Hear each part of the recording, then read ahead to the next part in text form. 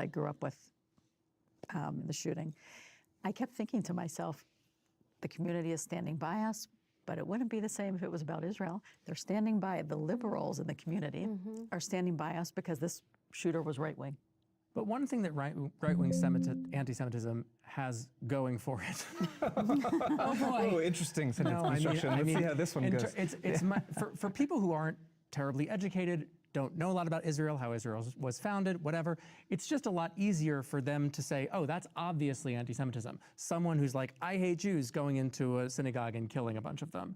You know, whereas someone who says, oh, Israel is this colonial settler, blah, blah, blah, blah, blah, a bunch of academic language, I don't know, is it? Oh, that sounds bad. You know, like, it's just a lot harder to recognize that for the average person as anti-Semitism than it is for someone who announces that they're an anti-Semite. That's why it's scarier. Well, I don't, then this is the difference, right?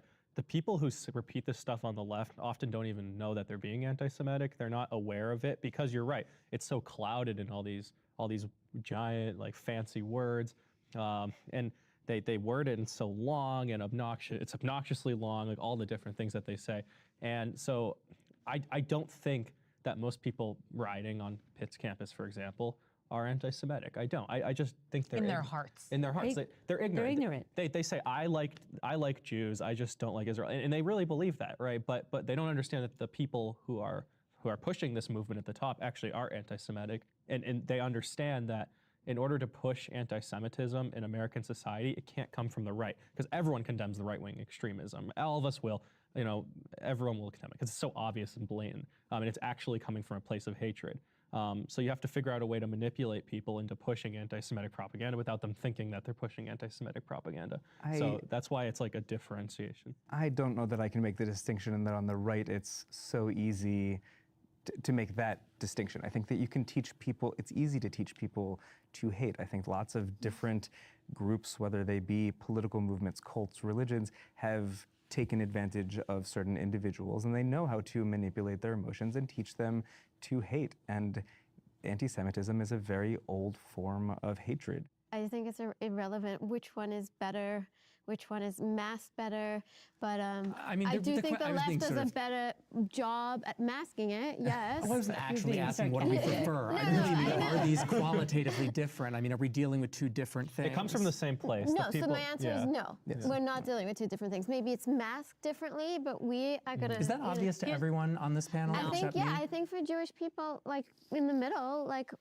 I guess it's obvious to me. Maybe it's not obvious to everyone. I think a lot of these protesters are jumping on the bandwagon. I mean, obviously they're ignorant. They don't even know. They don't understand the history. They don't. And I feel like on the right, it's just pure hatred for Jews for centuries. Well, I think the squad members that are coming and visiting the protesters and basically saying you're doing such a great job, I think they know exactly what they're doing. Absolutely, there's students on campus that just are like, oh, we're protesting tonight, let's go, I'll bring drinks. But I definitely think there's leadership at the top that know exactly what they're doing and have found out, oh, this is today's generation, this is how they espouse anti-Semitism. Yeah, but the people that are supporting the leadership of the Democrat Party, like the followers, I really don't think are anti-Semitic. I don't think most Americans are. I would maybe put that at, like, really realistically, maybe I would say under 2%, maybe under 1% of Americans are seriously, like, deeply rooted anti-Semites. I think most of them are just really stupid and really ignorant. I would like to believe that, but I just don't think that's the case. I think there is some real anti-Semitism. There is. Well, I mean, 2% is millions of people. Like, I do, like, I remember how big the U.S. is. I don't think it matters what's in someone's heart. Like, I think that's what people get caught up in. Like, you know, whether someone in their heart, whether they identify as a white supremacist Nazi and their Jew hatred comes from there, or whether they identify as they think they are a pro-Palestinian protester who is going to block Jews from entering buildings and use violence if necessary. In their heart, who cares? It doesn't matter what they are in their heart. To the extent that, it matters if we think, oh, maybe we can change someone's view or convince them of something else, fine. But otherwise, it's their actions and what they're doing. But that might not be such a small point, like in terms of if we can change what they're doing, change people's hearts. Right. And I wonder if any of you feel like charging swaths of college students with anti-Semitism, as I see a lot in our discourse, does that make anyone uncomfortable here? I don't think anyone is really like going after the college students when it comes to the anti-Semitism.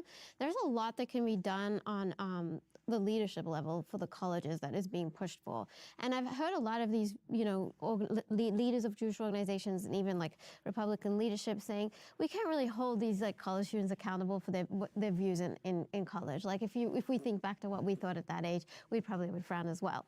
But there's a lot that the colleges could do to really curb the tide of anti-Semitism. And that's really what people are going after, whether it's enforcing, Title VI or stripping universities of college funding. And, a lot of the findings of these hearings have found, for example, that Harvard was unresponsive to anti-Semitism.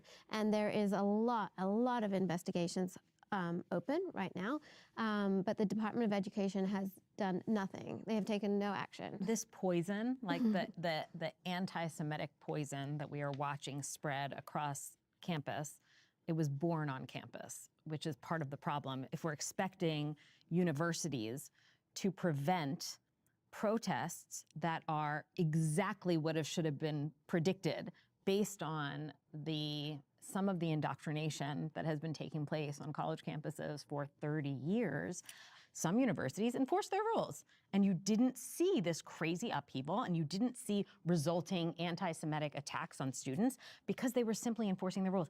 The universities that weren't enforcing their own rules, it's suspicious in all honesty, and it's not so suspicious when you start to think about what is being taught in some of those universities and what many of the professors believe to be true, which is consistent with what the protesters were claiming in those squares. Do you guys agree with everything that you're hearing here? I largely agree with Rona. I would just add that these protesters feed on chaos. And so it is not always, I think, a question that is so simple, I think, from the way the university administrators may look at it to try to enforce the rules, because they are tireless and they will keep coming back and make it worse and louder. And I think I also saw incredibly alarming testimony from a lot of those university presidents on campus. But I've also seen how these types of chaos agents operate here in Pittsburgh, that they will show up in force over and over and give the perception to local county or city boards that they will disrupt them from getting any work done ever until they get their way. All right, this is our section on Jewish values. What are Jewish values? Who wants to start? I feel like we as the Jewish people and people of the book are grounded in rules of society and words and law, and understanding that those words have different meanings and we need to have conversations as a society to grow and develop. And I think the common law system, which is derived entirely from Talmudic law, is based on that same principle, that we have the United States Constitution and we have a court system that continues to understand those words and apply them to our society. I think you meant to say fairness. Sure. Yes? That I mean, is that Well, no, No, I because then don't we mean get that. into this I don't realm mean of that because social justice. I am very much intentionally avoiding saying any of those things, because I don't think there is a value that you can apply. But to me, a liturgical tradition and understanding of the law is one of those things that is grounded in Jewish practice. I feel like you're all looking at me because I'm like the Orthodox Jew. But I'm taking it down to a really micro level, and I think it's basic acts of goodness and kindness. Do you guys here on this side think that Kamala Harris represents any Jewish values? I mean, we're just going to disagree on this. I mean, obviously, I don't think that Kamala Harris has much compassion for people, as much as the Democratic Party likes to say that she has a lot of compassion for people and she likes to do good by people.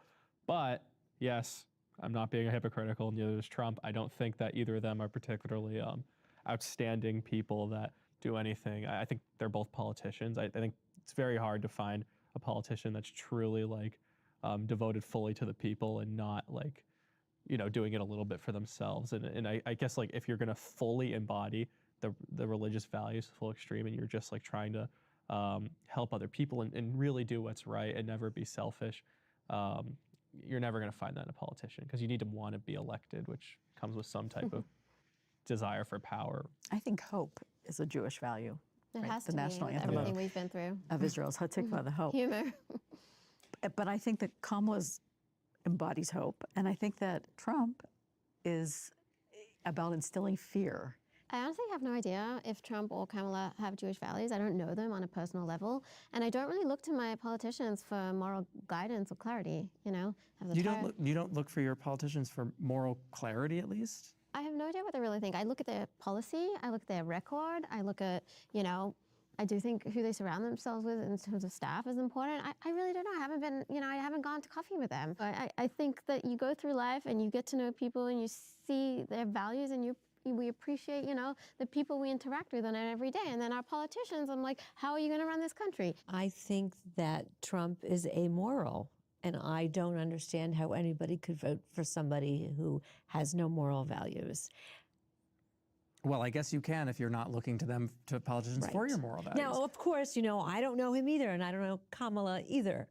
But, you know, when I look at both of them, I see one person who has no morals, and he denigrates women and minorities and says the most horrible things. I mean, he just claimed that people are eating their pets in Springfield, Ohio. That is just absolutely insane to me, and I can't imagine voting for somebody who spews this hatred. Politicians are there to do one thing. You elect them because they share a philosophy with you through their policy positions that you want to see applied at a state or federal or local level, right? I don't care if Kamala is joyous or happy or bubbly. I don't care. I think that one important thing that a president does is appoint judges. And to go back to my understanding of, Talmudic liturgical tradition and the U.S. Constitution, I think the judges that the presidents Obama and Biden have appointed align with my values for being in this country and being free and safe, whereas there is currently a majority on the Supreme Court that seems to be giving a pass to Christians to discriminate, that they will find protections within the First Amendment to allow them to discriminate. And that will include discriminating against us at a certain point. And I think that having Justices Jackson and Kagan and Sotomayor on the court are providing a very important insight. And I want to see more justices who think about our United States liturgical tradition that way and not the way that the judges that President Trump appointed think of it. I'm struggling a little with the values thing, with how we're connecting the values to who we're voting for. Like, first of all, I'm voting for a party, not a person right now. And that's not, I mean, sometimes when I voted for Obama, I was voting for Obama, and I couldn't have been prouder to vote for Obama, and I was thrilled. And now I look back and I'm so devastated by the way that his Iran policy has kind of maybe led us to exactly where we are.